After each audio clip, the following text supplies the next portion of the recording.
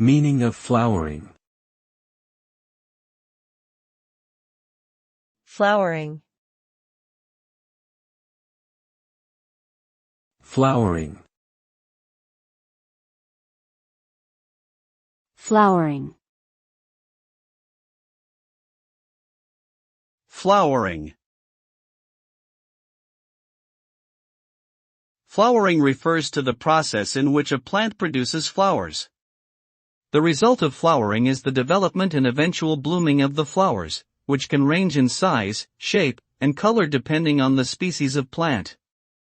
This process is crucial for the reproduction of many plants, as the flowers contain the reproductive structures necessary for pollination and fertilization.